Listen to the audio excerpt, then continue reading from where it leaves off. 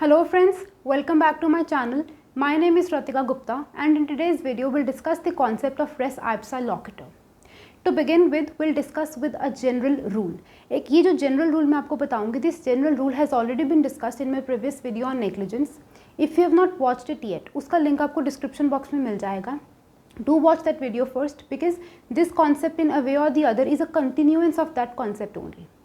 So सबसे पहले एक जनरल रूल क्या कहता है कि whenever there is a negligence on the part of the defendant, the burden of proof or the onus of proving that negligence on the part of the defendant party, it rests with the plaintiff party.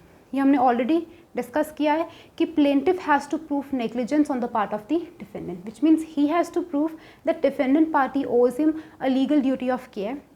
Defendant party has made a breach of that duty and as a result of that breach, this party has sustained injuries. Injuries हुई, damages हुए and now they want compensation. So ये जो general rule रहता है ये हमेशा ऐसा ही होता है, but इस rule का एक exception हम आज discuss करेंगे. उस exception को बोलते हैं res ipsa loquitur. But before we begin with this maxim, with this principle, मैं आपको एक example देती हूँ. अगर आप उस example को समझ लेते हो, then you will understand each and every word spoken by me. सबसे पहले क्या है, for example there is a person, he is going by the road. रात को वो अपने घर जा रहा है, he is going by the road और एकदम क्या होता है उस टाइम पे बारिश होनी शुरू हो जाती है. There is a thunderstorm. रास्ते में लाइव इलेक्ट्रिक वायर्स जो हैं वो गिर जाती है. थंडरस्टॉर्म के कारण जो वायर्स होती हैं वो नीचे गिर जाती हैं और रात के टाइम पे that cyclist who was going back to his home, that person was unable to ascertain कि रास्ते में फ्लोर पे कुछ है, सड़क पे कुछ है. जैसे ही वो उस लाइव इलेक्ट्रिक वायर के ऊपर से निकले, that person got electrocuted and he died on the spot. अब इस केस के अगर आप फैक्ट्स को समझ रहे हो तो यहाँ पे क्या रहेगा कि जो साइक्लिस्ट है उसकी कोई भी गलती नहीं है. As an ordinary prudent man अगर मैं आपको इस फैक्ट के, इस केस के फैक्ट्स को बताऊँ और यहाँ पे आप क्या कहोगे कि जो डिसीज्ड है, जिसकी डेथ हुई, उसकी कोई गलती नहीं थी because he was going by the road as usual. रात को वो अपने घर जा रहा था, लाइटनिंग हुई, थंडरस्टॉर्म हुई, लाइव इलेक्ट्रिक वायर्स का नीचे गिरना, उनका ऑटो कट ना होना, करंट का ऑटो कट ना होना was a negligence on the part of state electricity board. उनके पार्ट पे नेग्लिजेंस थी, जबकि जो साइक्लिस्ट है उसकी कोई गलती नहीं थी. इस केस में प्लेंटिफ कौन रहेगा? The legal representatives of this deceased. इसी की जो फैमिली है वो प्लेंटिफ रहेगा. अब जनरल रूल क्या कहता है कि plaintiff has to prove negligence on the part of the defendant. But इस केस में as an ordinary prudent man भी आप कहोगे कि इसकी तो कोई गलती ही नहीं है. So he has to prove nothing. There is a presumption of negligence, there is an inference of negligence which is drawn from the facts. आपको फैक्ट्स पता लग गए, फैक्ट्स को देखते हुए you can infer, easily infer and you can presume that there was negligence on the part of this defendant. State electricity board के part पे negligence थी. Now instead of this person proving negligence on the part of the defendant, क्योंकि इसकी कोई गलती ही नहीं है, an assumption, a presumption or an inference is drawn from the facts even by an ordinary prudent man कि इनके part पे negligence है. Now instead of this person proving negligence on defendant's part, defendant has to disprove it. Defendant को rebuttal करना होगा of this presumption of negligence on his part which is inferred or which is drawn from the facts by the court or for that matter by an ordinary prudent man also. इसी principal को हम बोलते हैं race ipsa लॉकिटर. Race ipsa लॉकिटर का मतलब होता है that the thing speaks for itself और the event tells its own story. अब ये जो इवेंट हुआ, this event tells its own story, वो खुद बताता है कि यहाँ पे प्लेंटिफ की कोई भी गलती नहीं थी, डिफेंडेंट के पार्ट पे नेग्लिजेंस थी.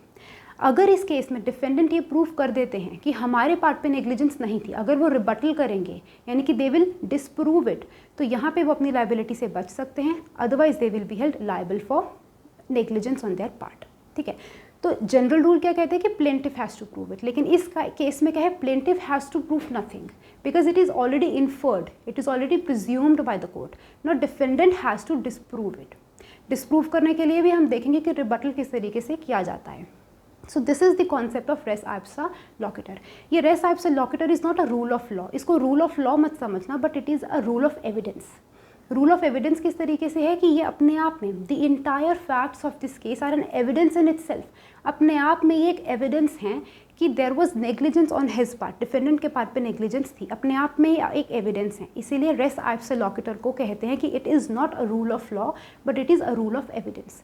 It is a proof of negligence on the part of the defendant. इसमें एक प्रिजम्पशन रेज की जाती है which is inferred from the facts of the case, तो कोर्ट इसको इन्फर करता है। इसी को हम बोलते हैं principle of res ipsa loquitur, which means the thing speaks for itself, और the event, the entire facts they tell their own story. ठीक है, अब यहाँ पे हमारे पास पॉइंट क्या रहता है, इसको डिस्कस करेंगे with a case law, but before that हमें इसके एसेंशियल्स करने होंगे। अब रेस आइप्सा लॉकेटर प्रिंसिपल आपको मैक्सिमम समझ आ गया होगा, लेकिन इसके कुछ एसेंशियल्स हैं।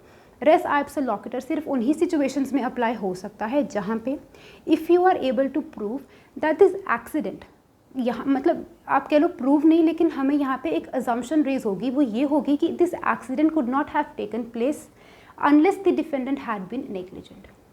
एक ही इन्फेरेंस, माइंड इट, सिर्फ एक ही इन्फेरेंस ड्रॉ होगी फ्रॉम द फैक्ट्स कि ये एक्सीडेंट कभी होता ही ना अगर डिफेंडेंट्स की नेग्लिजेंस ना होती। अगर सिर्फ और सिर्फ एक ही इन्फेरेंस, एक ही प्रिजम्पशन ड्रॉ होती है फ्रॉम द फैक्ट्स, तो यहाँ पे रेस आइप्सा लॉकेटर अप्लाई होगा।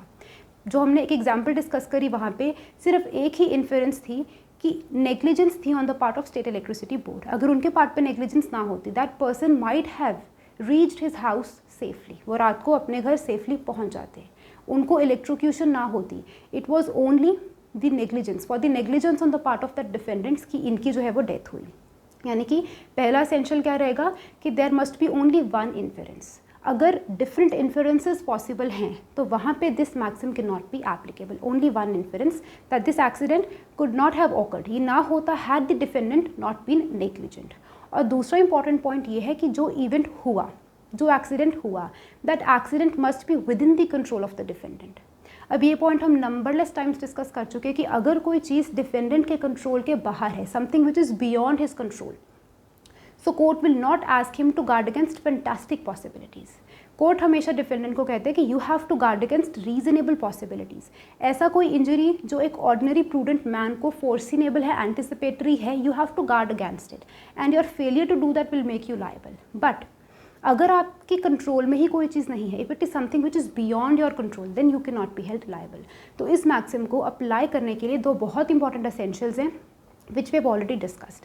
अब इसके लिए हमें केस लॉ कर लेते हैं विच इज़ क्वाइट सिमिलर। उसमें भी वो क्या है, केस ऑफ इलेक्ट्रोक्यूशन ही है। That case is chief executive officer CESCO versus Prabhavati Sahu 2012। इस केस में क्या हुआ था कि again there was negligence on the part of state electricity board. उनके नेग्लिजेंस के कारण एक इंसान इलेक्ट्रोक्यूटेड हुए and he died on the spot. और उनकी नेग्लिजेंस क्या थी, जैसे हमने पिछले एग्जाम्पल में डिस्कस किया कि लाइव इलेक्ट्रिक वायर्स जो हैं वो फ्लोर पे थी, ज़मीन पे थी, due to which that cyclist he had electrocuted and he died on the spot. इस केस में जो लाइव इलेक्ट्रिक वायर्स थी, उनका जो एक रीजनेबल लेवल होना चाहिए ना from the ground, that level was not maintained. वो बहुत ही लोअर हैंगिंग्स थी जिस कारण अ पर्सन गॉट इलेक्ट्रोक्यूटेड। अब यहाँ पे भी एक ऑर्डिनरी प्रूडेंट मैन फैक्ट्स को जानने के बाद यही असर्टन करेगा कि there is no negligence on the part of this plaintiff, on the part of this deceased और हिज लीगल रिप्रेजेंटेटिव्स। यहाँ पे सिर्फ एक ही इन्फेरेंस पॉसिबल है, सिर्फ एक ही चीज़ प्रिज्यूम की जा रही है कि यहाँ पे नेग्लिजेंस थी on the part of this state electricity board. Now in rather than this person proving negligence on his part, now this defendant has to disprove कि मेरी कोई गलती नहीं थी, is it? अब इसी पॉइंट को हम डिस्कस करेंगे which is called rebuttal of presumption. Presumption already raise हो चुकी है that there is negligence on the part of defendants, but now he has to rebut that, उसको रिबटल करना होगा। अब रिबटल वो किस तरीके से कर सकता है, या तो डिफेंडेंट हैज़ टू प्रूव कि जो भी हुआ was not something with in my control, ये बियॉन्ड माई कंट्रोल था। यानी कि अगर डिफेंडेंट प्रूव कर देते हैं कि this was something an inevitable accident या एक act of God. Inevitable accident, act of God, ये क्या है, जनरल डिफेंसेस है। If you seen that video of mine, तो आपको अभी क्लिक हो गया होगा कि what is meant by inevitable accident, what is meant by the act of God, and I have told that there is a very thin line difference between the to.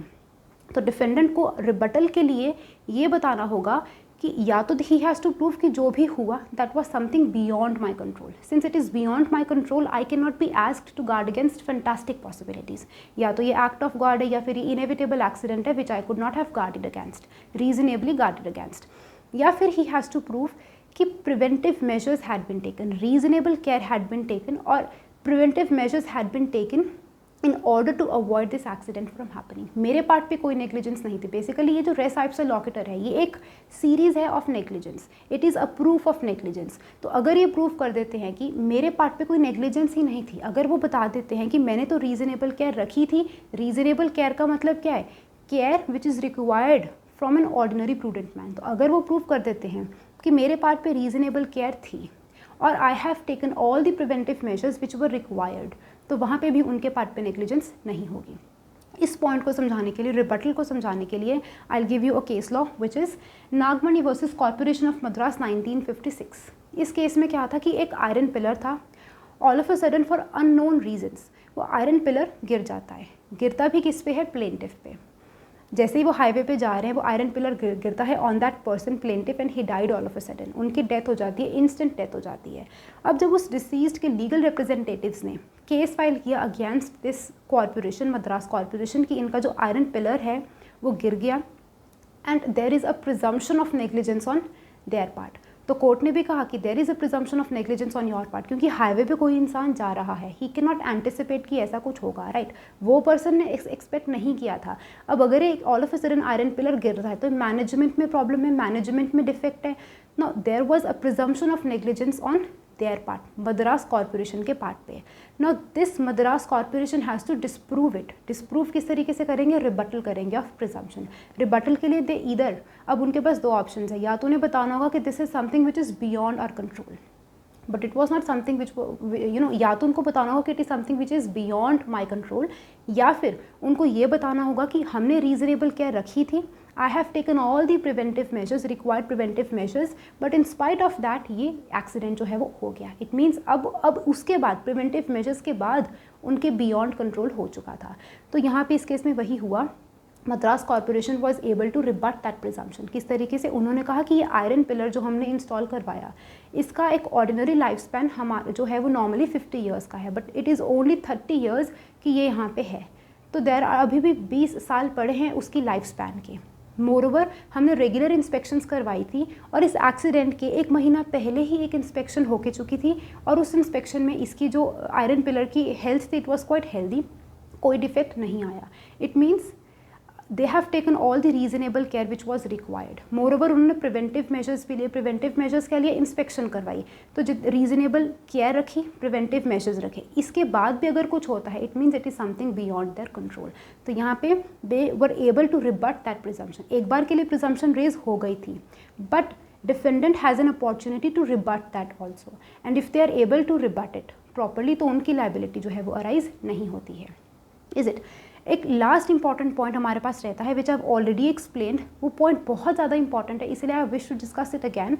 वो point ये है कि this maxim is not applicable if different inference is possible. मैंने beginning में ही बताया था कि इन्फ्रेंस सिर्फ एक ही होनी चाहिए from after knowing the facts. If you have known all the facts in depth of that case, सिर्फ एक ही इन्फ्रेंस होनी चाहिए और वो ये होनी चाहिए कि this accident could not have occurred unless the defendant had been negligent.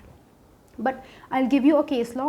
उसमें क्या हुआ था कि डिफरेंट इन्फ्रेंस पॉसिबल थी। डिफरेंट इन्फ्रेंस से मतलब है कि जो कुछ हुआ it was quite unclear, it was quite vague and ambiguous था बहुत ज़्यादा, और फैक्ट्स को रीड करने के बाद इंस्टेंटली ये क्लिक नहीं होता कि आपके पार्ट पे कोई गलती नहीं थी, प्लेंटिफ के पार्ट पे नहीं थी, but defendants were whole solely responsible for that. ये क्लिक होना चाहिए इंस्टेंटली, फैक्ट्स को देख के पता होना चाहिए। इट शुड हैव वो एक रूल ऑफ एविडेंस की तरह काम करना चाहिए।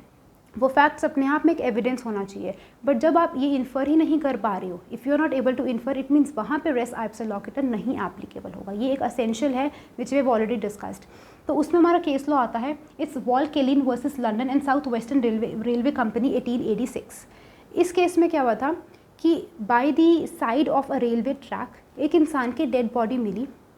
अब उसका जो एक्सीडेंट है उस रेलवे ट्रेन के साथ bye the side of that track वो सुबह रिकवर हुई।